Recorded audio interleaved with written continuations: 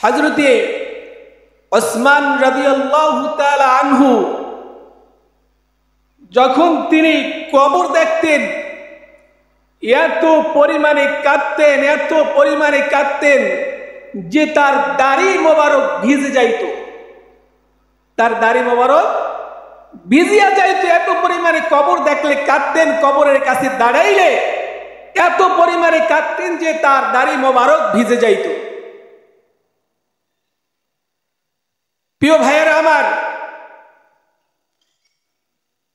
একদিন তাকে জিজ্ঞাসা করা হলো যে হযরত,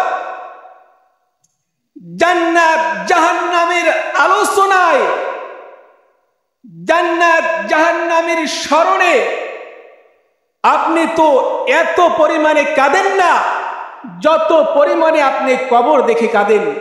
কবরের কাছে দাঁড়াইলে আপনি যে পরিমাণে কাঁদেন, জান্নাত জাহান্নামের স্মরণে তো আপনি এত কাঁদেন না, কারণ কি? হযরতে ওসমান জবাব দেয়, ও আমার ভাই, কেন আমি কবর দেখলে এত কাঁদি জানো? কারণ হচ্ছে আমার নবী, বিশ্ব নবী জনাবে মুহাম্মদুর রাসূলুল্লাহ সাল্লাল্লাহু আলাইহি ওয়াসাল্লাম, সবাই বলেন সাল্লাল্লাহু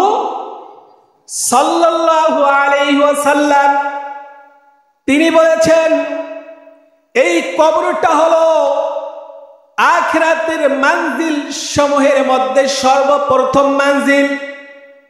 কি মানজিল? সর্বপ্রথম মানজিল। আমার নবী বলেছেন এই কবরে প্রথম মানজিলে যেই ব্যক্তি মাপ পাবে, যেই ব্যক্তি মুক্তি পাবে, বাকি ঘাটিগুলা তার জন্য সহজ হয়ে যাবে। সুবহানাল্লাহ। বাকি ঘাটিগুলা, বাকি পথগুলা তার জন্য সহজ হয়ে যাবে।